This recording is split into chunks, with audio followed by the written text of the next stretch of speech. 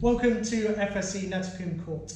My name's Peter, and today I want to talk to you about plastics. A few months ago I was asked to give a presentation to the heads of hospitality for FSC. And seeing as it's Plastic Free July, I thought I would share some of that presentation with you, as well as tell you a few of my own stories about plastic. This picture you may well recognise. It came out in September 2017 from a photographer called Justin Hoffman. And he was out snorkeling off of Borneo when he noticed seahorses playing in the seaweed. And seahorses will use their tails to grip onto bits of sea debris such as seaweed to travel around. And as he was following the seahorse, he realised that more and more plastic was coming into the bay, and the seahorses were actually using that rubbish to hitch a ride. So plastic is becoming a big problem, and it's very much at the forefront of public thinking at the moment. But if we look at some of the statistics, plastic is a massive problem. It doesn't actually break down, it doesn't biodegrade, it photodegrades. And what that means is when exposed to UV sunlight, it will slowly break down into smaller and smaller pieces. It won't break down into its constituent parts, just smaller bits of plastic. And that can be a big problem for a lot of different habitats and a lot of different species.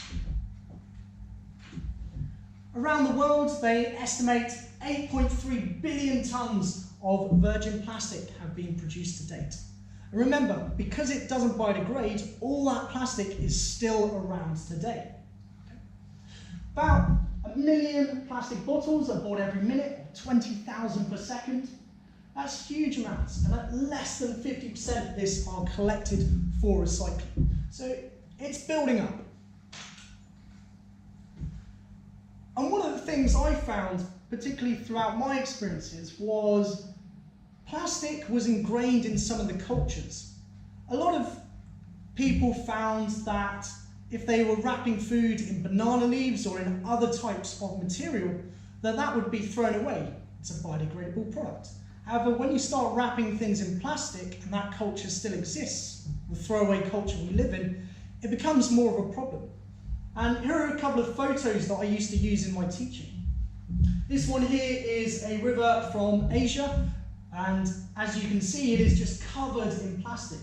Everyone within or around the river would throw their waste onto its surface, and now you can't even see the water. This photo here is of a few gentlemen who used to fish on the river, but now can't because of the rubbish.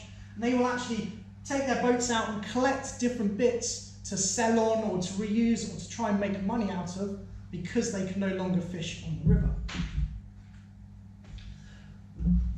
And the big thing that's at the forefront of everyone's minds at the moment is the plastic in the ocean.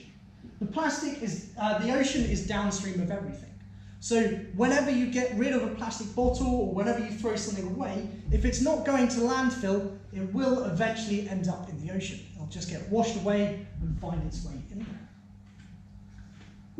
And I remember back in 2012, 2013, when I first found out about the Great Pacific Garbage Patch. And this is a series of gyres in the North Pacific, ocean currents that just go round in a circle. So any pieces of plastic caught within that gyre will just stay there going round and round. It's now believed there are at least 5 big plastic garbage patches throughout the oceans.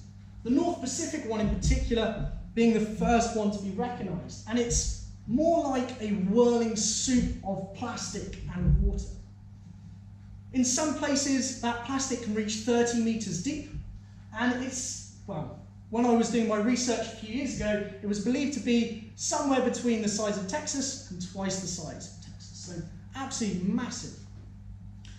Within the North Pacific Garbage Patch, or the Great Pacific Garbage Patch, because of the way that plastic breaks down, it now outnumbers plankton 6 to 1.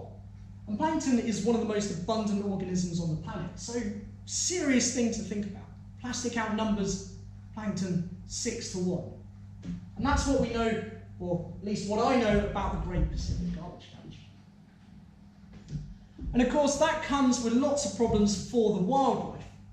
Not only do you get animals being trapped within the debris, within discarded nets, and so on, but it also has a problem for their food. A lot of animals will eat the plastic because it looks like multicolored smaller pieces of fish. I've even experienced it where turtles have come up to lay eggs, and instead of laying eggs, they actually just laid plastic, because that's what they were full of. It's becoming such a problem that there are many campaigns to try and show this issue of plastic bags versus food. I mean, to a turtle, a plastic bag looks a lot like a jellyfish. And even within seabirds, it's a problem. Albatrosses in particular have been feeding their chicks plastic for a number of years now. And the population of albatross is thought to have declined by about 90% through the starvation of plastic within the belly rather than food. And what that means is actually we're starting to see bioaccumulation. Not only is it wiping out some species, but it's also moving up the food chain by accumulating in different species. So the fish will eat the smaller pieces and it'll start to move up, progressing all the way to what is now thought into our food. So we are starting to see plastic within ourselves. Another problem is that of microbeads, so really tiny pieces of plastic often found within cosmetics, such as toothpaste. And these are so small they're designed to just wash down the drain, but they're so small they're very hard to detect and actually to collect and do anything with. So microbeads designed to wash down the toilet, okay, and slowly working their way up their food chain, just like the other plastics. But there are plenty of things we can do to try and help this situation. So this month is Plastic Free July.